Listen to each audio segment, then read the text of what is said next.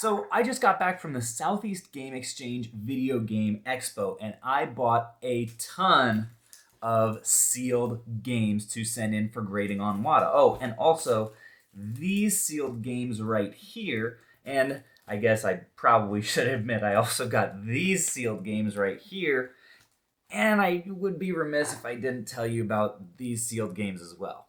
Now, don't be fooled. All of these games are not all going to get sent to WATA because all sealed games are not created equal. So what I thought I'd do in this video is take you guys through one by one my thought process on whether or not I'm sending these games to WATA or selling them on Amazon, and just telling you guys a little bit about the process in general. I've been getting a ton of questions about grading, so I hope this will be helpful for some folks out there. And then in a future video, because right now expected grading times are really long, I will update you guys on the exact grades that these very games get when I get them back. Now, to start us off here, I ask myself primarily 3 questions when I'm considering whether or not to grade an item. The first one is supply and demand. How many in graded condition are out there, and what is the demand like? Does the series have a significant following? Are there gonna be a lot of people that want to own a graded copy of this game? This is when I'll do my research on sold comps on eBay and also look at the other games that might be listed in graded condition. The second thing is I ask myself, what is the regular sealed price of a game if I'm at a convention or a video game store? And I find a game that is in sealed condition, just like this Zelda Wind Waker, sometimes I'll find them and they're already really good deals. So this one was $40. This guy sells in ungraded sealed condition, usually for over $100. So paying $40 for that made this purchase a no-brainer. The other reason that I think about sealed prices is normally if something sells for less than $50 sealed, it's probably not all that rare and I'll normally pass on grading it. I really like an item to sell for over $100 in sealed condition if I'm going to invest the $100 in grading. And by the way, usually when I'm sending games in, I'll use like the mid-tier service. For example, with WATA, it's called Speedrun, and I will purchase the cleaning, and the total of that ends up being around $100 per game. The third thing that I'll ask myself when I'm considering buying something to grade is what is the actual seal condition? For me personally, if there are any breaks in the seal, even if they're tiny, I'm not going to send it in for grading because in general, I only want to see A quality seals. I've made a couple exceptions to that general rule just for education purposes. I'm currently waiting on getting those games back right now, but until I know more, I'm going to be very picky about the kinds of sealed games and the quality of the seals that I'm sending. But now that we've laid the groundwork, let's get into these actual examples and determine for ourselves which ones are worth sending in.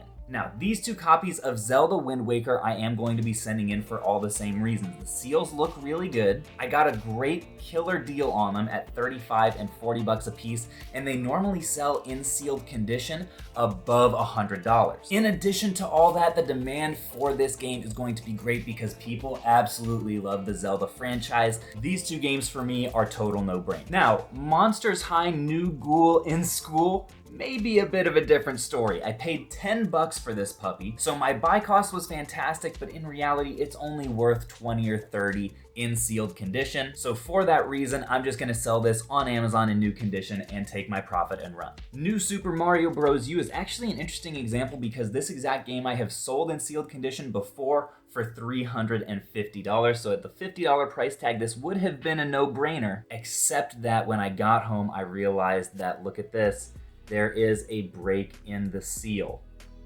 I think the camera is catching it there. That is really unfortunate. So this will most likely be the kind of thing that I throw on eBay and can hopefully sell to a collector and make my money back. So I will be selling this guy as is and not sending it in. And wow, folks, this is really disappointing. Zelda Breath of the Wild is also the Canadian version, so this was a really bad buy at $155. You guys know on this channel, I always do my best to be pretty upfront with my mistakes because this is very much a learning process for me. And it's looking like checking to see whether a game is the US version is going to be a lesson that I learned the hard way.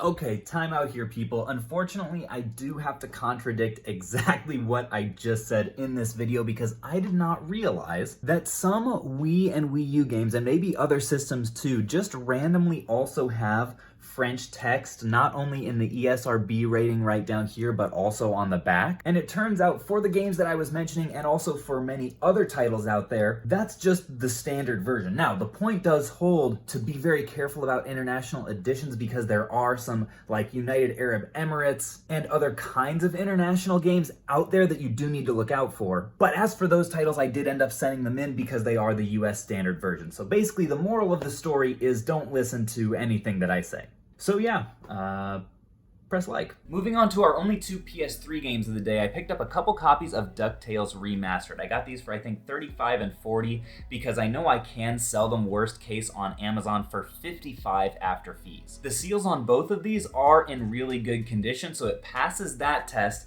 and DuckTales is a franchise that people do really love. However, at the moment, WATA does not grade PS3 games, and because they are by far my preferred grading service, I'm not going to be sending these bad boys in right now. I'm probably actually going to take a third option, which is stuff them in a closet for a while and cross my fingers that WATA does start grading PS3. Until then, I'm just gonna sit on them. Up next, we've got the two most expensive sealed games in this stack.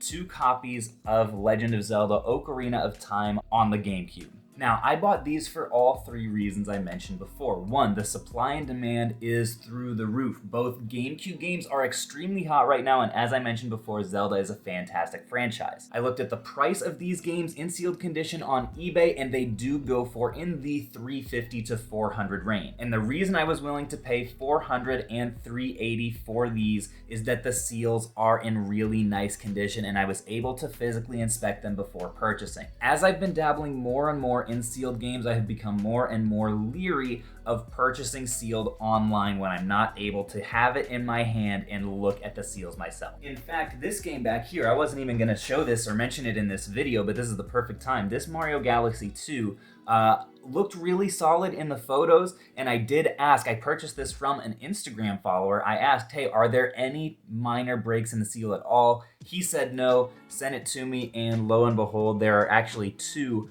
up on the corners up here, which will make this ungradable for me. So again, folks, learn from my mistakes. This is very much a learning process for me, and be very selective what sealed games you buy online. But yeah, both these Zeldas I'm very optimistic about. I think they should grade really high, so I'm sending them in. Next up is Paper Mario: The Thousand-Year Door. Paid $250 for this sealed GameCube game here. And the first thing that you may note is that it is the Player's Choice Edition, which would be a red flag for a lot of people. It's a yellow flag for me. Haha, get it? Because it's yellow.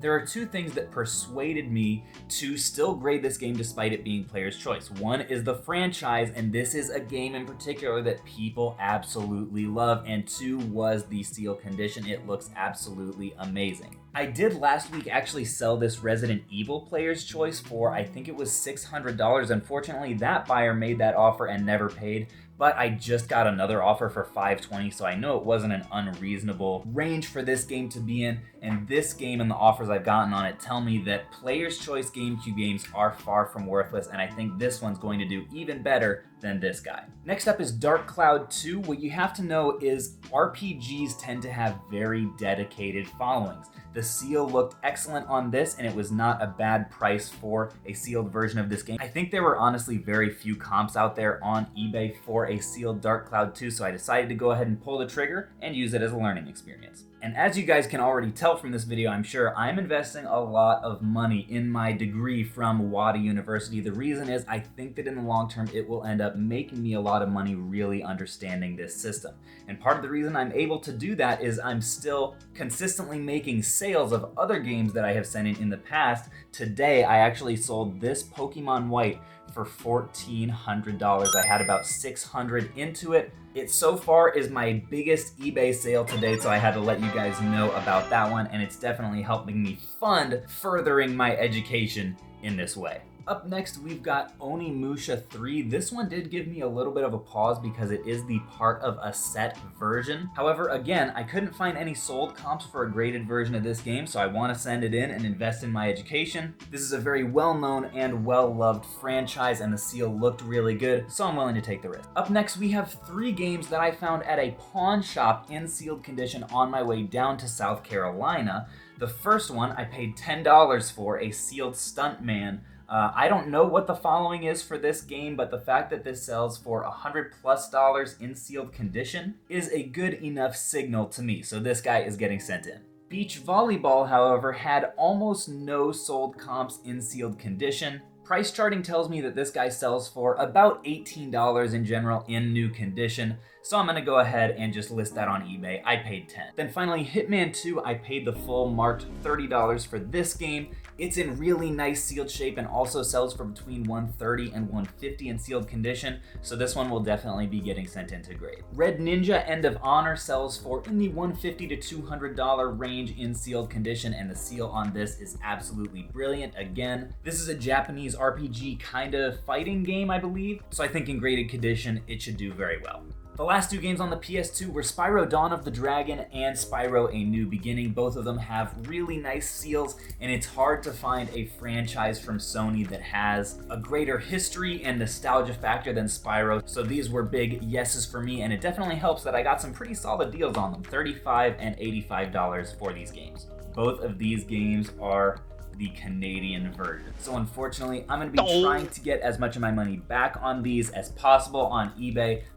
Press like. But luckily we have plenty of other ones that aren't. These four right here, including Lego Batman, Epic Mickey Power of 2, ABBA You Can Dance, and Harry Potter all fall into the same category of some of them have decent seals, some of them have some wear, but none of them are worth more than like $30 or $35 in new condition. I just got them at a good enough price that I can still make some solid money flipping them on Amazon, but none of these are the kind of games that I'm probably going to send in because of their sealed price point. Pandora's Tower, however, is a bit of a different story. This one has a really nice seal, and again, is I believe one of the better RPGs on the Wii. If there are any big Wii RPG fans, you can let me know if that is actually true in the comments, but this one is definitely worth grading for me. This is another one that I'm a little bit on the fence about. $70 I paid for Mario and Sonic at the London 2012 Olympic Games. I could make a little bit on this, I believe, if I just sold it in sealed condition on Amazon, but I got it as a little bit of an experiment.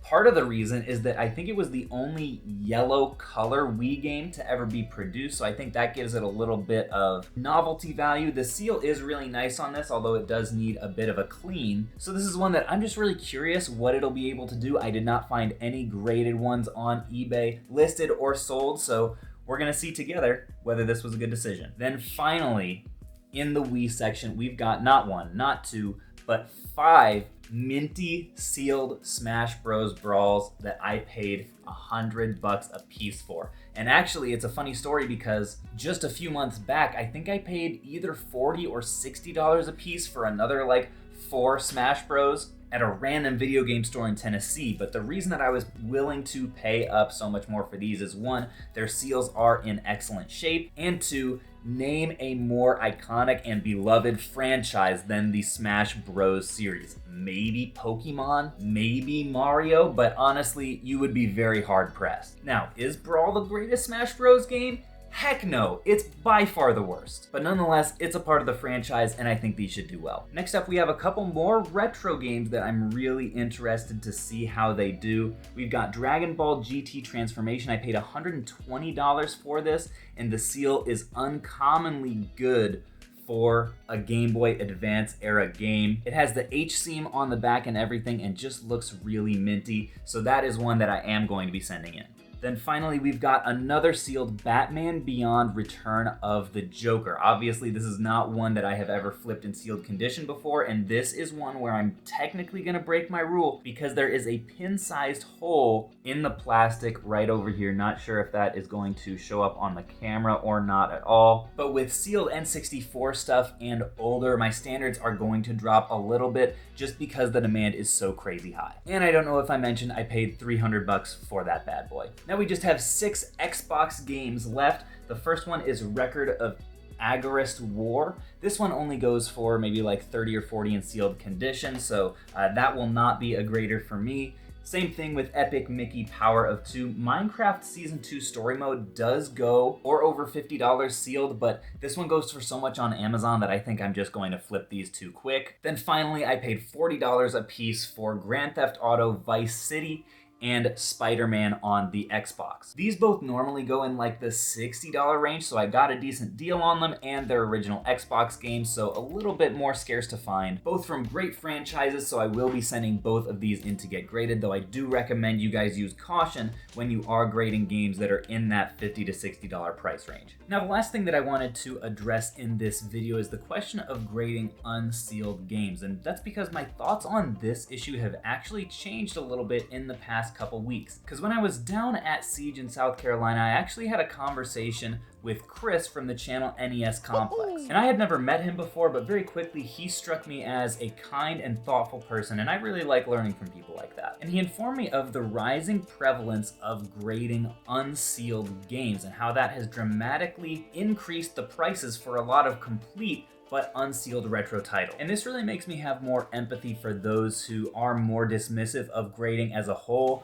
I didn't really understand that a lot of people are grading unsealed stuff, but I can see how, as a retro game collector who is looking to get more complete in-box stuff in their collection, that the entire grading phenomenon would be frustrating. Because suddenly prices on complete in-box unsealed games are significantly higher because now there is grading potential. Now, I will say, personally, I have never graded a game that was unsealed. I don't really see the point of it. To me, if something is sealed, absolutely preserve it, grade it, that's awesome. But if a game is already open, I think part of what's coolest about it is being able to open it up and smell the smell and look at the inserts and the old marketing material. And so personally, I don't really mess with sending in anything to get graded that has already been unsealed. It's possible I'll change my mind on that in the future, but that's where I'm at right now. And there you have it, folks. That was about 40 different titles that we just analyzed and decided whether or not to send in. I hope this was helpful for you guys. I hope you're learning from my awkward mistakes. If you did find it helpful and you would like the video and subscribe to the channel, that helps me a lot and just helps this video get a little bit more exposure. That's why I always ask you guys. And if you are looking to dive deeper into the world of WATA grading, that is a topic that we are discussing pretty regularly in the Discord. That's just a service I provide for video game resellers. The link to that will be in the description because we've got probably over a dozen folks in there with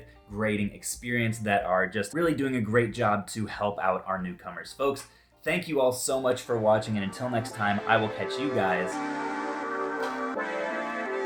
on the flip.